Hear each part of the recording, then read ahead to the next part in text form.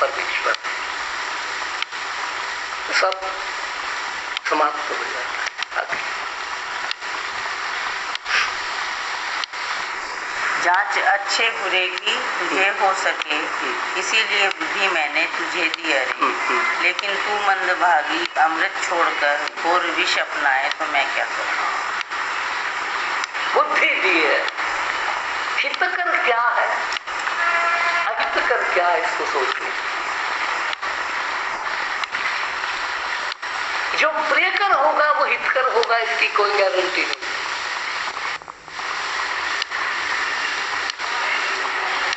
हम प्रियकर के पीछे जाते हैं, हितकर के पीछे जाते नहीं। अब प्रियकर सदा ही धोखेबाज होता है। जो प्रिय होगा वो धोखा देगा, जो हितकर होगा वो आपके साथ कभी धोखा नहीं करेगा।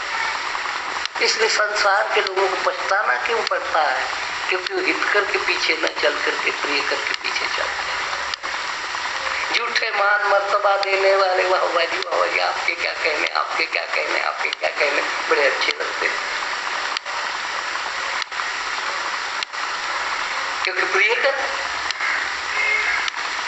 स्तुति बड़ी प्रियकर लगती है। बढ़ा चढ़ा करके कोई हमारी बात बताए हमको अच्छा लगता है।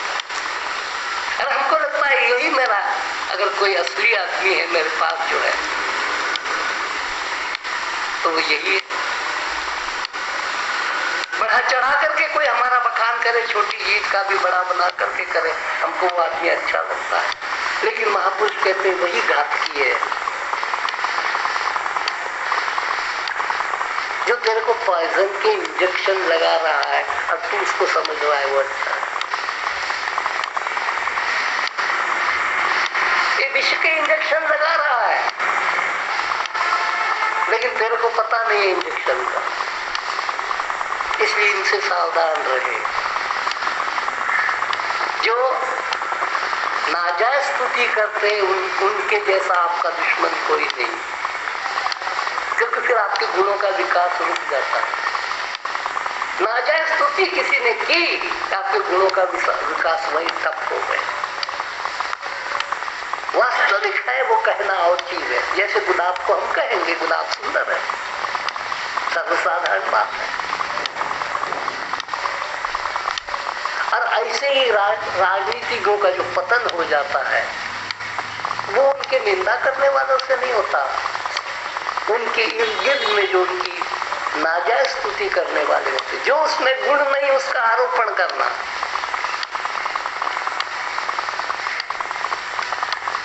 अब पहले राजाओं के चमचे ऐसा ही करते, सबका क्या क्या क्या क्या बखान करते, उसको भी भ्रम हो जाता था कि मैं परमात्मा ही। और एक क्रांतिकारी निकला, वही हिरण्यकश्यप का बेटा प्रहलाद, क्योंकि उसको अपने सारे प्रजा ने उसको परमात्मा परमात्मा परमात्मा करके उसने एक भ्रम पैदा कर दिया कि मैं परमात्मा ही। अब उनके घर में परमात्मा ने एक बच्चा भेजा जिसने कह दिया तू परमात्मा नहीं है। कितना कष्ट दिया उसको भी। जो चमचेगिरी के आदि होते हैं उनकी चमचेगिरी न करो, आपको कष्ट देंगे, क्योंकि उनको व्यसन लगा हुआ है। ये नहीं कि शराब का ही नशा होता है, बीड़ी पीने का ही नशा होता है, तंबाकू का नशा होता है, स्तुति का भी नशा होता है। और वो जो कम स्तुति करेगा, डोज ज्यादा से ज्यादा स्ट्रांग चाहिए, तो स्ट्रांग स्तुति जब करते हैं तो आदमी बिगड़ जाता है। इसलिए धार्मिक आदमी को बहुत सावधान रहना पड़ता है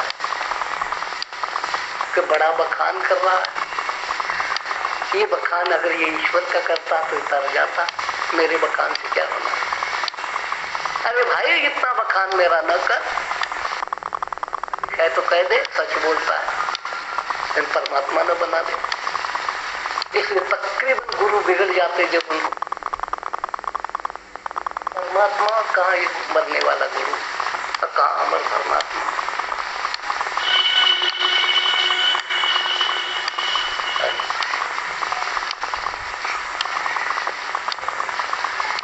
तेरे अंतःकरण में विराजा हुआ करना यह पाप करता हूँ संकेत में, लिप्त विश्व में हो सीख मेरी भली, तेरे मन को न भाए तो मैं क्या करूँ। इशारा करता है परमात्मा की भाषा मौन। परमात्मा सदैव सांकेतिक भाषा बोलता है। अब क्यों उसने सांकेतिक भाषा रखी?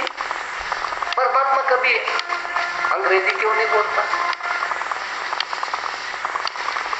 परमात्मा कभी उर्दू क्यों नहीं बोलता? फारसी क्यों नहीं बोलता? संस्कृत क्यों नहीं बोलता? पंजाबी क्यों नहीं बोलता? सब झगड़ाती है आपस में, एक दूसरे से ऊंचा नीचा बनाती है। इसलिए परमात्मा की भाषा इशारे की भाषा। जबान से झगड़े होते हैं।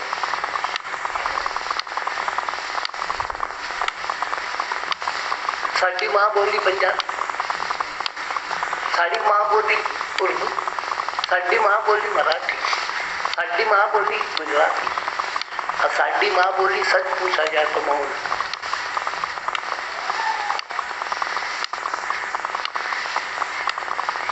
मौन हमारी असली भाषा।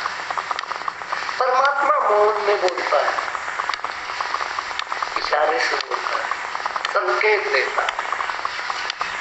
जब आपको कभी गलत काम करने का मन आता है, किसी की चीज पड़ी होती है, आपका मन ललचाता है, गहना पड़ा हुआ है, बारात में गए हैं और एक औरत का कान का टॉप गिर पड़ा, मोतियों का, हीरे का, आपके मन में थोड़ा सा मन हिल जाता है,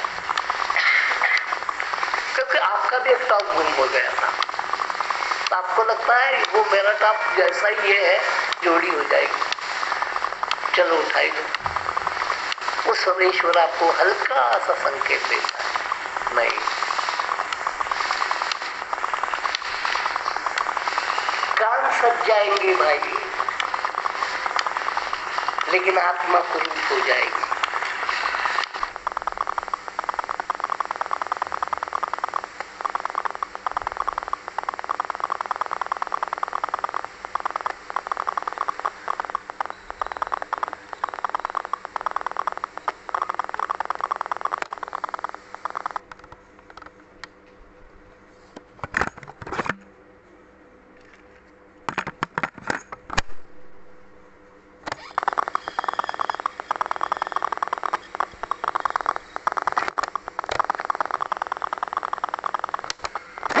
चलता है, समझ लेना चाहिए, आगे परमात्मा इशारा देना छोड़ देता है।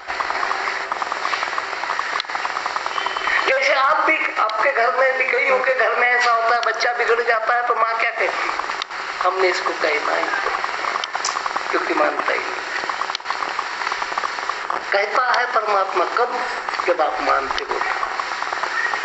अगर आप मानते ही नहीं हो तो कहना ही छोड़ देते। एक बार कहा, दूसरी बार कहा, इसने हमारा कहा हुआ माना ही नहीं, तो जा अपने आप भोग लेगा जो होगा नतीजा।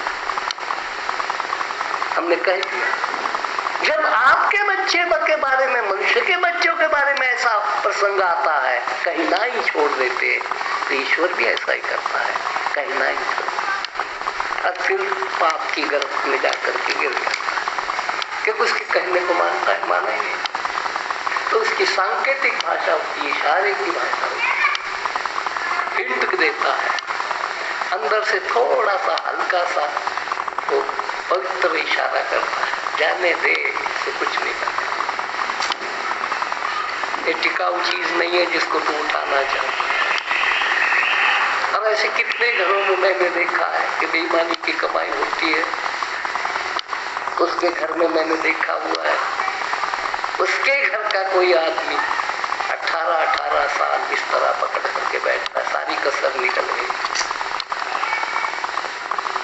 लकवा मार करके 15 साल पड़ा, क्योंकि ईश्वर क्या इंसाफ है,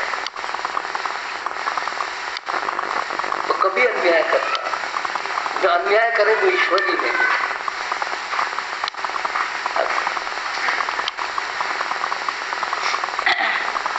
फूल फल शाक मेवा आदि सब मधुर आहार मैंने तुझे हैं दिए, तू तंबा कोमल मद मांस आदि खा, रोग तन को बसाए तो मैं क्या करूं।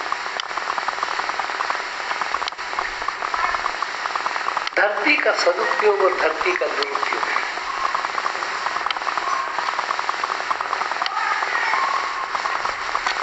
धरती है जननी,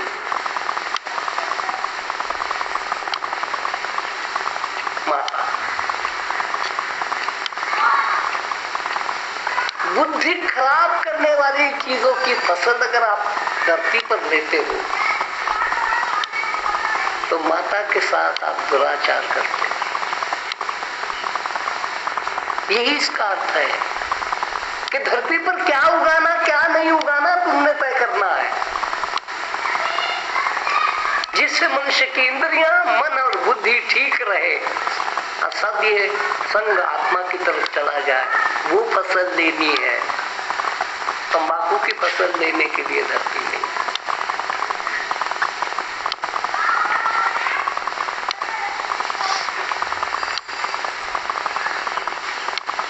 ये देख, अब जहां जहां भी ये उपज ली जाती है, जिससे अफीम की खेती, राजस्थान में जो लड़ाइयां हुई है, बड़ी बखान करते हैं उसका, बड़ी बहादुरी का, उसमें बहादुरी कोई नहीं है। राजस्थान में जितनी अफीम खाई जाती थी संसार भर में और कहीं खाई नहीं जाती। और अफीम के नशे चढ़ करके छोटी सी चीज बड़ा अपमान लगती थी और फिर तलवार निकलती थी, क्योंकि ब्रेन खराब। जब आपका मस्तिष्क ही खराब हो जाए तो आप अच्छी बात कैसे करोगे। और इस युद्ध के कारण बाल विधवाएं हो जाती थी। और बाल विधवा जब किसी के समूह में एक दो चार बाल विधवाएं हो, समाज की दृष्टि पापी, क्योंकि व्यसनियों की दृष्टि तकरीबन पापी होती है। व्यसन आपकी नजर को बदल देता है। चार बिना शराबियों के पीछे अगर आप दो बहनें चली जाओगे तो आपको डर नहीं लगेगा, लेकिन 8 शराबी होंगे उसके बीच में 2 आदमी औरतें भेजी जाए, वो दहशत में जिए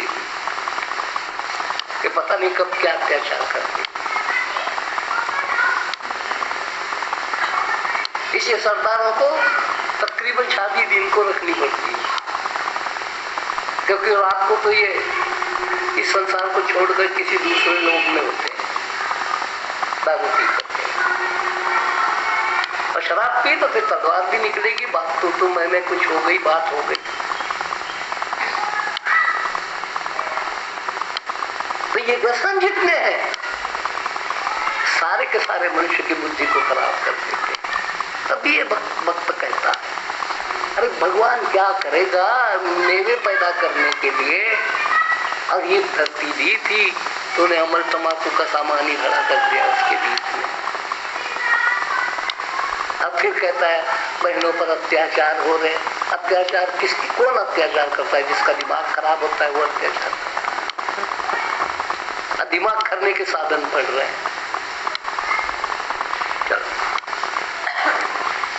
सरस सुकर पदारस सुदस्यों भरे, विश्व सुंदर प्रकाशालय मैंने दिए, अपनी करतूत से स्वर्ग वातावरण नरक तू अगर बनाए तो मैं क्या करूं। बिल्कुल,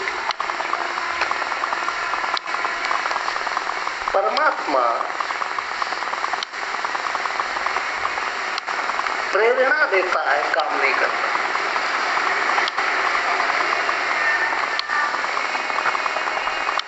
ईश्वर कर्म नहीं करता क्योंकि कर्मेंद्रिया उसने अपने पास रखी नहीं है। कर्म कैसे करेगा? लेकिन सबसे बड़ा कर्म है जो प्रेरणा देने वाला वो करता है।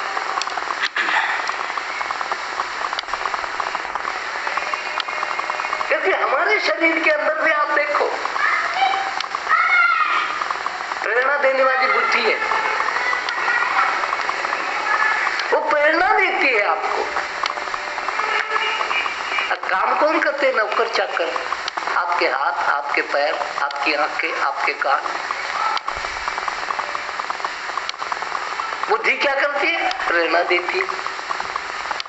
मालकिन जो है, सम्राज्ञी है, सम्राज्ञी काम कैसे करेगी? प्रेरणा दे दी, टेबल खराब है, पोछा लगा। किसने प्रेरणा दी? पोछा तो हाथों ने लगाया, लेकिन हाथों ने प्रेरणा नहीं दी, प्रेरणा रानी ने दी, महारानी ने, कि टेबल गंदा है, ऊपर कपड़ा फेर ले। बच्चा गंदा है, उसके कपड़े बदल ले। फिर ये जो कर्मचारी है, नौकर चाकर, इन्होंने फिर उसके कपड़े बदले, उतारे, दूसरे पहने। इसलिए गहराई में अगर आप जाओगे तो परमात्मा कर्म नहीं करता, कर्म करने की प्रेरणा देता। अरे वो अच्छी प्रेरणा देता है, लेकिन हम गलत काम करते हैं। आप अपने बच्चे को प्रेरणा देते हो, बेटा झूठ नहीं बोलना चाहिए, लेकिन बच्चा झूठ बोल देता है। तो इसमें आपका कसूर तो नहीं, आपने इसको झूठ बोलने को कहा तो नहीं था, मत झूठ बोला, ऐसा आपने कहा था। तो परमात्मा जो भी गलत होगा उस समय आपको इशारा देता है कि ये मत कर, ये मत कर। राग मत रख, द्वेष मत रख, ईर्ष्या मत रख, मन में पाप मत आने दे, वासना मत आने दे, पराई चीजों पर नजर मत रख। ये सारी प्रेरणा वो देता है, लेकिन हम ऐसे उद्दंड बालक उसकी प्रेरणा के इशारे पर ठोकर मारते चले जाते, अनादर करते चले जाते, और बार बार अनादर करके फिर उसको कहते महाराज आशीर्वाद दो। जैसे माँ को एक बच्चा आता है, लात मारता है, माँ मेरे को आशीर्वाद दे। दूसरा आया, दूसरे ने लात मारी, माँ मेरे को आशीर्वाद दे। हम परमात्मा पर लाते ही मारते रहते हैं। कहते साधु आशीर्वाद दियो जी, सादा भला हो जावे। अब बहुत कोई जेब कतरे का काम है तो आशीर्वाद के जेब कतरे। तो मैं सब लोगों को देखता हूँ परमात्मा की जेब कतरने को, जैसे जेब कतरे आए। अब जेब कतरे को कोई देता है अपने नोट कि चल तू अच्छा हो गया, तू जेब कतरे आ गए, मेरा नोट एक ले ले। जेब कतरे से तो जेबें बचाओगे। तो परमात्मा फिर जब आप मांग करते हो परमात्मा से जेब कतरे बंद करके, परमात्मा अपनी जेबें संभाल लेता है, आपके पल्ले कुछ नहीं।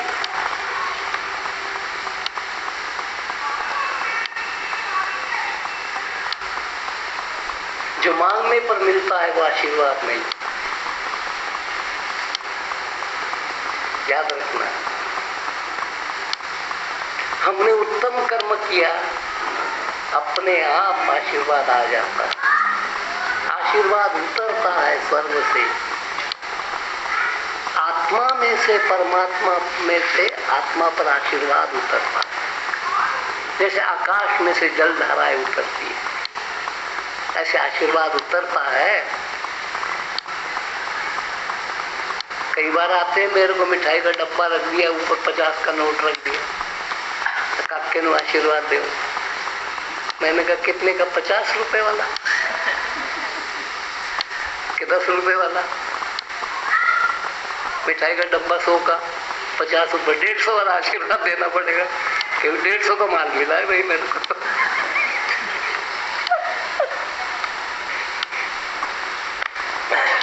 आगे